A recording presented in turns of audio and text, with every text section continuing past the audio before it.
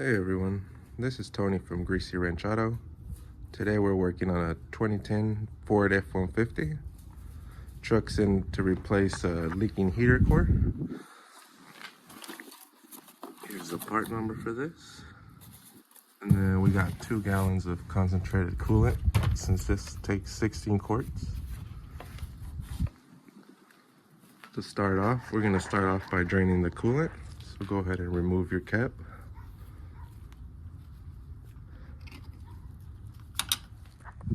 Then we'll go ahead and place a container on the passenger side. Alright, then down here on your passenger side, you'll look for this red cap with a slot in it. With a screwdriver, you start turning it counterclockwise, and then you could actually get it from the top. That way you don't accidentally get it in your face. And then you could connect a hose on it if you'd like. If not, you could just let it spill.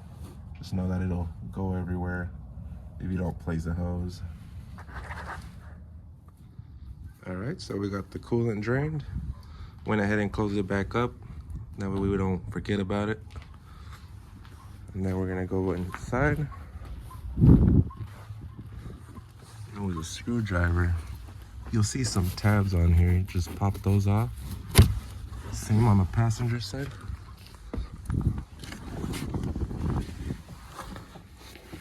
Just use a screwdriver and pop it off.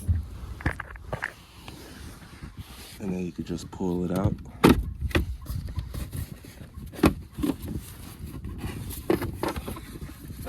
Set that to the side. And then you'll see some 8mm here. 2 on this side. And then I believe it's 2 on the other side as well. Yeah, so these 2 right here. So go ahead and remove those as well. Alright, so we got those removed. I also forgot to mention, be sure to get yourself a container. That way you can place all your screws. Or another tip you can use is get you a cardboard and draw your dash out. That way you can place the screws exactly where it goes. Next thing we'll be doing is removing the weather strip. Just partially, not all the way, just enough, so because you're gonna have to remove these as well. But we'll start off by removing these covers on the side. It just pops right off. And you have some 13s right here. Same for the passenger side, just remove it partially, enough so you can remove the pillar as well as down here. And then just pop this right off. Place it to the side and you'll see 2 on this side. Alright, so we got those bolts removed on both sides. Next thing we'll do is come up here, pull these up. Little covers right here to get some access to some bolts. As well as on the passenger side, just pull up.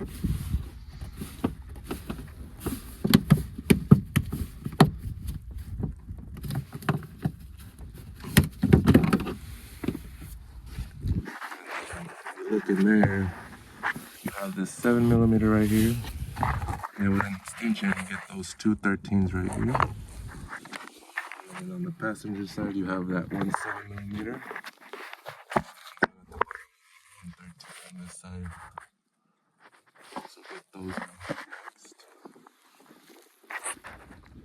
Alright, so we got those top bolts removed. These that are down here are a little bit hard, but with a 6-inch and a deep 13mm I was able to get it. And then since you can't really see, I used my camera on the phone and then just took it off like that. And then you want to use a magnet in order to take the bolt out of there, since it is deep in there. Next thing we'll be doing is removing the glove box. You'll be removing the bottom bolts first, which are down here. I believe they're 8mm. And then to remove the glove box, you'll just pull on these tabs on both sides and pull it down so you can release it. Alright, so we got that glove box removed. Bolts at the bottom ended up being 7mm. You got 3 of them, and then the glove box came right out. Next thing we'll be doing is removing this bottom trim on the passenger side. Alright, so we got that passenger side off. Now I'll come over to the driver's side and do the same. Alright, so we got this side off. You will have to remove this door one as well, since it was on the way. Next thing we'll be doing is removing this bottom cover, being held down by 7mm at the bottom, 3 of them. And then before we go any further, we want to go ahead and disconnect our battery. Don't want to set off an airbag or anything like that. Alright, so we got that bottom cover removed. Went ahead and disconnected our battery as well. Next thing we'll be doing is removing these 4 8mm. And then we'll go ahead and remove our steering column shroud. You're gonna have 3 7/32 down here. Alright, so we got that bottom piece removed, as well as the cover around the steering column. Next thing we'll be doing is removing all these connectors. What we're trying to do is remove all the wiring out of the way, because we're gonna be dropping out the steering column. So you'll be having to remove these right here, as well as this one up here. Just has some tabs and you pull on it, this down here. And then for this one that runs up here, you just have to disconnect this bottom one and it'll go with the steering column. And then back here, you'll have to disconnect your steering angle sensor. That's what they call them.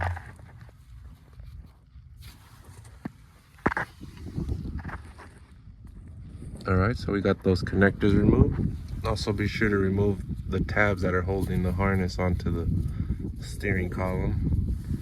Next thing we'll be doing is removing the shifter cable right here. Just get a screwdriver and pop it right out. And then pop it off the steering column as well. And then to drop the steering column, you got 4 13mm. 1, 2, 3, and 4 right there. And then to disconnect it from your steering column or steering shaft, you'll take this 10mm off and it'll come right out.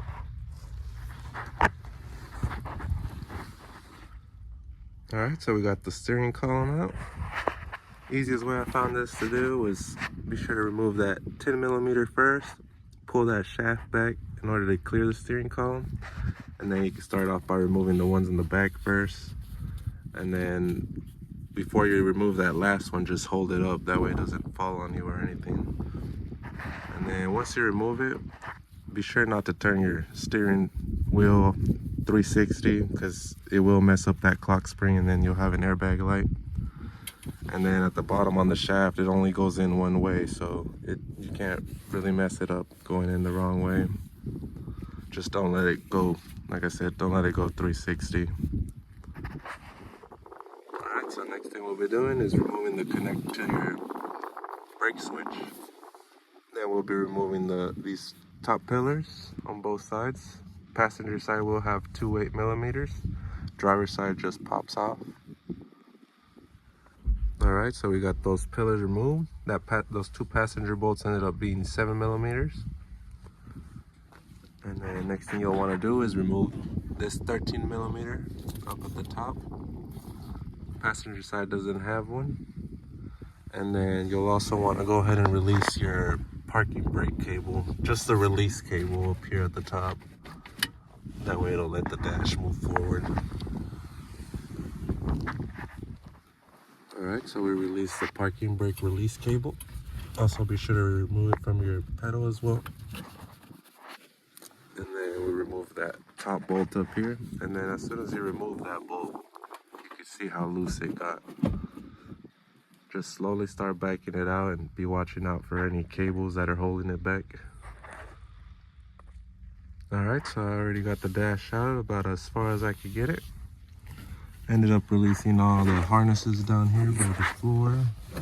Let's see, disconnect it and connect down here. I ended up having to take the hood release as well, since it was on the way of those cables, but once you get out the way, you can release all those. And then on the passenger side, ended up having to release these up here on this side. And then down here at the bottom by the fuse block, there was 2 of them. And then this one down on the ground. After all those, there was a tab in the middle to this harness. And once you release it, it gives you a little bit more slack. Other than that, you could pull it about as far as you could pull it back out, so you could have enough room to work on it. Next thing we'll be wanting to do is remove these top bolts in order to get access to your heater core, which is this right here. Alright, so we got those screws up. They were all 7 millimeters. It was 4 of them, and then you can remove that cover.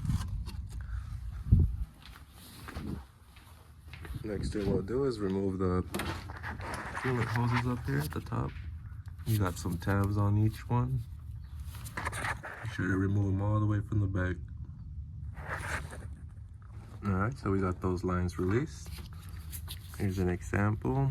To release them, all you gotta do is hold this white tab, both ends, and then you'll be able to slide the hose right off. Next thing we'll be doing is we'll be removing these 3 nuts. One right here, then you got one right there by the hoses, and then you got that other one down there right by the head. And then in the inside,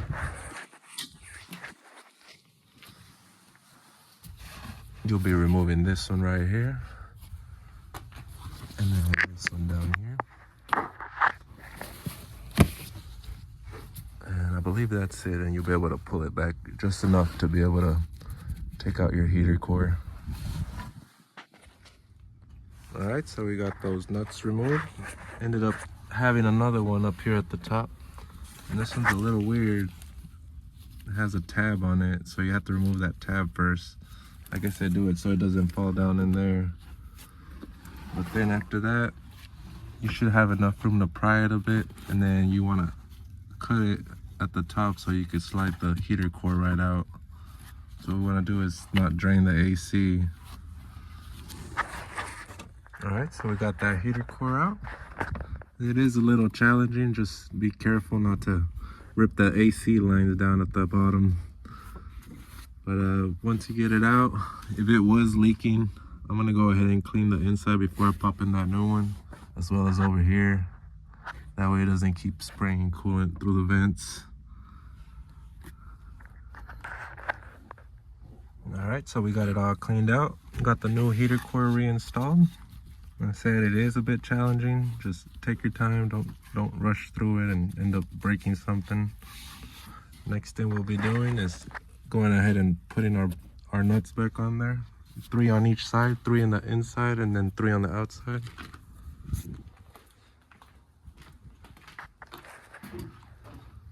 Which is that 1, and then we got 2, 3. So we put those on next.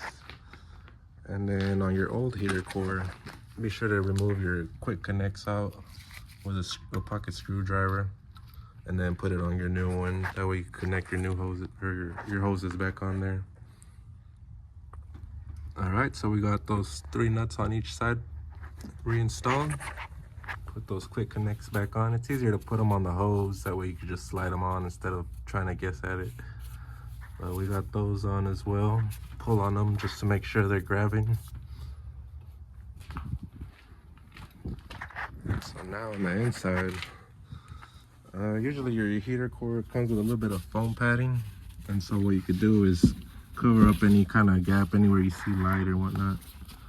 Cover it up before you start putting everything back together. But once you get that covered up, you get that cover that on top of the heater core back on there, and then slowly start putting your dash back on. You gotta remember to connect all these, the ones you can't access honestly, once you get the dash on. So just slowly start putting it back on, reconnecting connectors. Alright, so we got the dash going back on.